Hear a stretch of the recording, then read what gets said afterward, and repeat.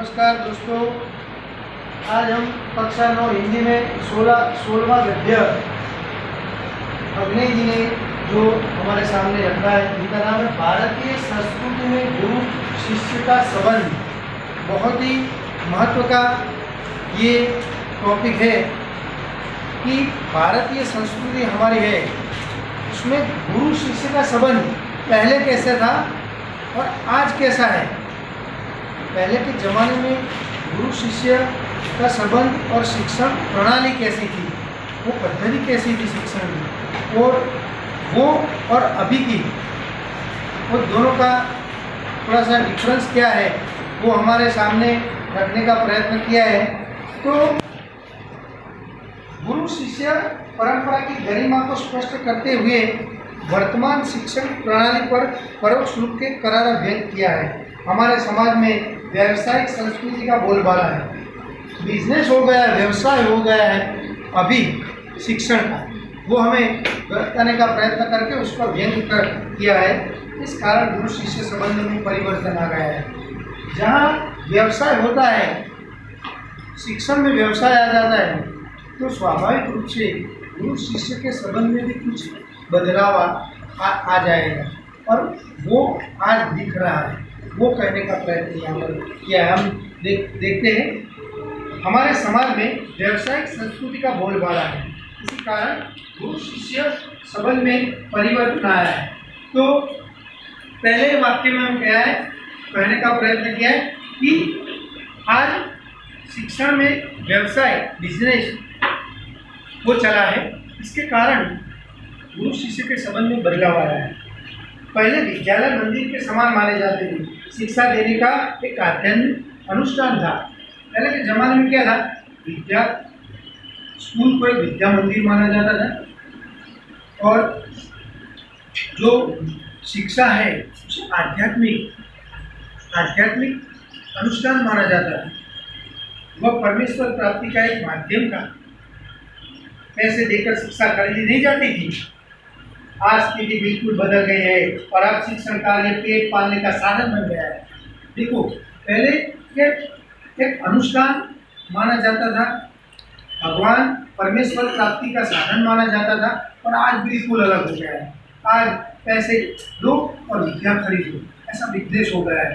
शिक्षण कार्य शिक्षण प्रणाली बिल्कुल बदल गई। जिस भारतीय संस्कृति कहा जाना चाहिए वह आज भारतीय मानसिक स्थिति में क्रियाशील नहीं है। आज एक प्रकार की अव्यवस्थित व्यावसायिक संस्कृति व्याप्त है, जिसकी जड़ शायद यूरोप में है। तो देखो, ये प्रणाली आई कहाँ से? ये शिक्षा में व्यावसायिक प्रणाली आई कहाँ से?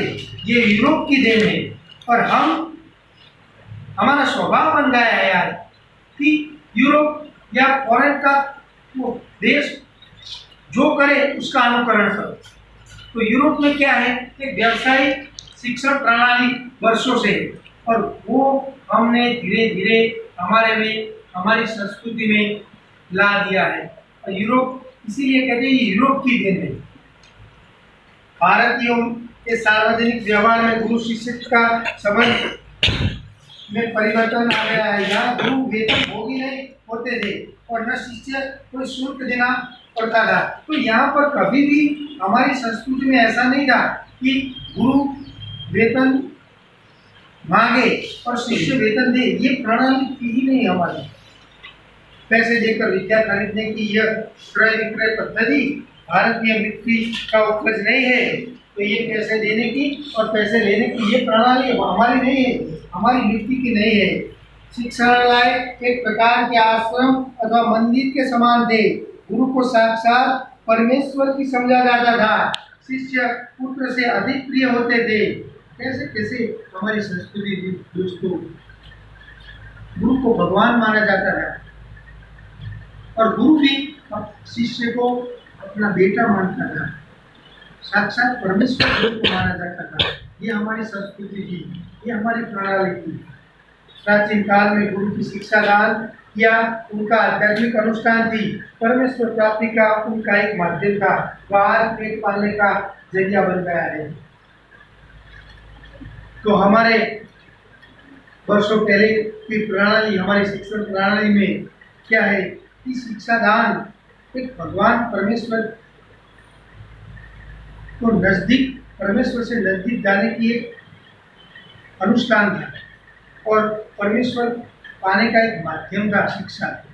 और आज पेट पालने का जरिया बन गया है। प्रारंभ में विवेकानंद को भारत में महत्वपूर्ण स्थान प्राप्त नहीं हुआ, पर जब उन्होंने अमेरिकन नाम कमा लिया तो भारतवासी दौड़े मालाएं लेकर स्वागत कर। तो देखो हमारा स्वभाव कैसा है।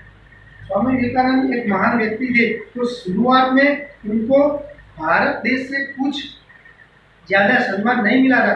दोस्तों, अमेरिका में गए वो अमेरिकनों ने उन्हें सम्मान दिया, फिर हम दौड़े उनको माला पहनाने।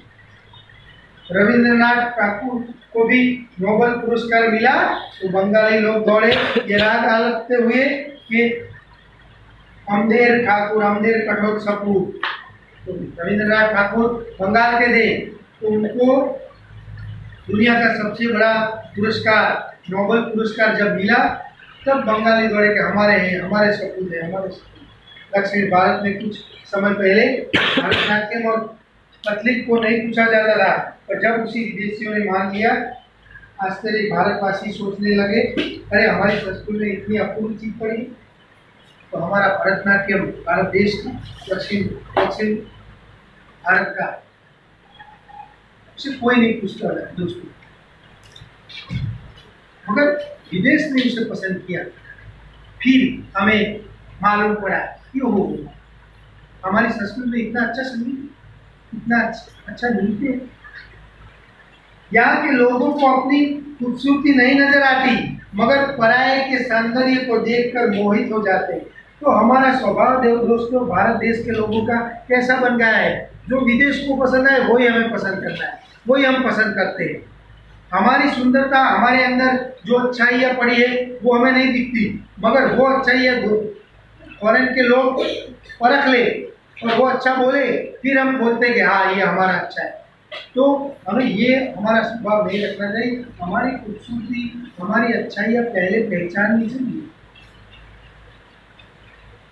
जीवन भर प्रार्थना के उस देश की रिवाज या जर्मनी और विलायत जाना स्वर्ग जाने जैसा अनुभव करते हैं।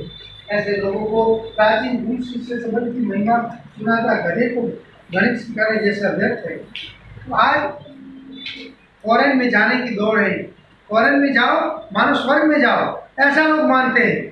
तो ऐसे लोगों को आप हमारे संस्कृति का गुरु शिष्य का संबंध समझाने का प्रयत्न करेंगे तो क्या वो समझ पाएंगे?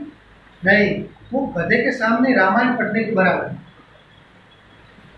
एक बार सुप्रसिद्ध भारतीय पहलवान गामा मुंबई आए। उन्होंने विश्व के सारे पहलवानों को कुश्ती में चैलेंज दिया। अखबारों में यह समाचार प्रकाशित होते एक पारसी पत्रकार ने उत्सुकतावश उसके निकट पहुंचकर उनसे पूछा, साहब विश्व के किसी भी पहलवान से लड़ने के लिए आप तैयार हैं तो आप अपने अमुक शिष्य से ही लड़कर विजय प्राप्त करके देखो ना। तो एक दिन क्या हुआ भाई कि हमारा देश का बड़ा अच्छा पहलवान, सुप्रसिद्ध पहलवान था, गामा पहलवान मुंबई का था। तो उन्होंने चैलेंज दिया दुनिया के पहलवानों को कि मेरे साथ आओ और लड़ो। तो एक पत्रकार ने बोला कि साहब पहले आप अपने शिष्य से लड़कर विजय प्राप्त करके दुनिया को बताओ तो सही कि यह हुआ। गामा आजकल के शिक्षा क्रम में रंगे नहीं थे, वो हमारी पुरानी शिक्षा को समझते थे, इसलिए उन्होंने इन शब्दों में हैरान कर दिया। आंखें फाड़ कर उस पत्रकार का चेहरा ताक कर ही रहे। बाद में उन्होंने धीरे से कहा, देखो गामा पहलवान क्या जवाब देता है, क्या उत्तर देता है। भाई साहब मैं हिंदुस्तानी हूँ, हमारा अपना एक निजी रहन सहन है, शायद इससे आप परिचित नहीं है। जिस लड़के का आपने नाम लिया वह मेरे पसीने की कमाई, मेरा खून है और मेरे बेटे से भी अधिक प्यार है मैं इसमें, और मुझमें फर्क ही कुछ नहीं है। मैं लड़ा या वह लड़ा, दोनों बराबर ही होगा। तो उन्होंने बहुत ही अच्छा जवाब दिया कि अगर वो कोई मेरे शिष्य की बात करे उससे मैं लड़ूं, वो मेरे बेटे समान है और वो मेरी पसीने की कमाई है और मैं उससे वो जीते या मैं जीतूँ, वो कोई से कोई फर्क नहीं पड़ने वाला। हमारी इस परंपरा को आप समझने की चेष्टा कीजिए। हम लोग वो वंश परंपरा से शिष्य परंपरा अधिक लिया है। ख्याति और प्रभाव में हम सदा यह चाहते हैं कि हम अपने शिष्य से क्रम प्रभावी रहें। तो हमारी परंपरा क्या है दोस्तों कि गुरु से शिष्य बढ़े, आगे बढ़े, तो वो शिष्य गुरु को बहुत ही अच्छा लगता है। ये हमारी परंपरा है। यानी हम यही चाहेंगे कि संसार में जितना नाम मैंने कमाया उससे कहीं अधिक मेरा शिष्य नाम कमाए। यही गुरु परंपरा है हमारी। मैंने जो नाम कमाया उससे अधिक मेरा शिष्य कमाए। भारत में गुरु शिष्य संबंध का वह भव्य रूप आज साधुओं, पहलवानों और संगीतकारों में थोड़ा बहुत सही पाया जा रहा है। तो दोस्तों क्या है कि जो पुरानी गुरु परंपरा है वो आज हमें कई थोड़ी थोड़ी जगह पर दिख रही है। कहाँ पर दिख रही है? आज देखो तो पहलवान है, संगीतकार है, ऐसे साधुओं है, ऐसे लोगों में हमें रिस्पेक्ट जो गुरु को भगवान मानते वो दिख रहा है। कई बार देखो पहलवानों में गुरु को ज़्यादा सम्मान मिलता है, संगीतकारों में मिलता है। वही थोड़ी थोड़ी जगह पर हमारी परंपरा टिकी हुई है। भगवान रामकृष्ण वर्षों योग के शिष्य को पाने के लिए प्रयत्न करते रहे। उनके जैसे व्यक्ति को भी उत्तम शिष्य के लिए प्रार्थना करनी पड़ेगी। इसे समझा जा सकता है कि गुरु के लिए उत्तम शिष्य कितना महंगा और महत्वपूर्ण है। संतान प्राप्ति भर उन्हें दुख नहीं देता, पर बगैर शिष्य के रहने के लिए वे एकदम तैयार नहीं होते। इस संबंध में भगवान सा एक कथन सदैव स्मरणीय है। उन्होंने कहा था, भगवान यीशु ख्रिस्त ने ऐसा कहा था कि मेरे अनुयायी लोग मुझसे कहीं अधिक महान हैं और उनकी जूतियाँ होने की योग्यता भी मुझ में नहीं है। भगवान खुद ऐसा बोले, मेरे शिष्य मुझसे महान हैं। यही बात है गांधी जी ने बनने की क्षमता जिनमें उन्होंने गांधी जी अच्छे लगते हैं और वे ही उनके पीछे चलते हैं। विवेकानंद सिर्फ उन्हें पसंद आएंगे जिनमें विवेकानंद बनने की अद्भुत शक्तियाँ होगी। उत्तम गुरु में जाति भावना भी नहीं रहे। देखो बहुत ही अच्छी महत्वपूर्ण बात है कि उत्तम गुरु और शिष्य संबंध में जाति भावना नहीं होनी चाहिए। हिंदू, मुसलमान या अन्य धर्म और कोई अन्य जातियाँ, ये भेदभाव गुरु शिष्य के संबंध में कतई नहीं होता। हमारी संस्कृति में है ही नहीं है। इतने ही मुसलमान पहलवानों के हिंदू चेले हैं। भाई कितने ही मुसलमान पहलवान जिनके चेले हिंदू हैं, इतने संगीतकार हैं जिनके शिष्य मुसलमान हैं। यहाँ परख गुण की होती है। हमारी संस्कृति में गुरु शिष्य की परख उनके गुण से होती है, धर्म या जाति से। साधना की और प्रतिभा की होती है, भक्ति और श्रद्धा की होती है, न कि सांप्रदायिक और आचार धर्म की। मुझे क्या लिखाया था एक विद्वान मुसलमान ने ही। उन्होंने कभी नहीं सोचा था कि ये हिंदू है और मुसलमान बनना चाहिए। पुराने जमाने में मौलवी लोग बड़े बड़े रामायणी होते थे, और आज देख भरत मियाँ, रंजन मियाँ आदि अधिक संख्या में दिखाई देते। आज के गुरु भी सिर्फ सेवा लेने में ही चतुर है, देने में नहीं। आज के गुरु की बात कहिए, थोड़ी सी सेवा लेते, सेवा देते नहीं।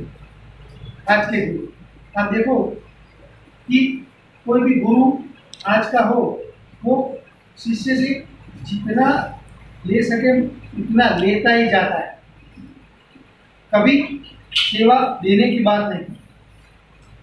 उपनिषदों में आचार्यों ने कहा सेवा देने की चीज नहीं है, सेवा देने की चीज है, लेने की चीज नहीं है। सेवा लेने के अधिकारी बच्चे, रोगी, असहाय और वृद्ध बच्चों को परमेश्वर का ही रूप समझ जाता है। सेवा रूपी पूजा से उनकी शक्ति को प्रज्वलित करने की क्षमता और रहती है। किसी भी देव मंदिर की मूर्ति की शक्ति उतनी मात्रा तक ही संभव है जितनी मात्रा तक उनके पुजारी की भाव पूजा रहती है। तो यहाँ पर थोड़ी सी भगवान की बात भी कह दी है कि भगवान की सेवा करने वाला पुजारी जो अच्छे भाव से उसकी पूजा करेगा तो ही भगवान खुश रहेंगे, वरना वो स्वार्थ बुद्धि रहेगा, मंदिर में सब कुछ लेने की बात करेगा, कुछ चढ़ावा करो, मुझे कुछ दो, तो ऐसे पुजारी से भगवान भी खुश नहीं। इसलिए हमारी भारतीय संस्कृति में गुरु शिष्य का संबंध जो पुराना था वो व्याख्या आज बदल गई है।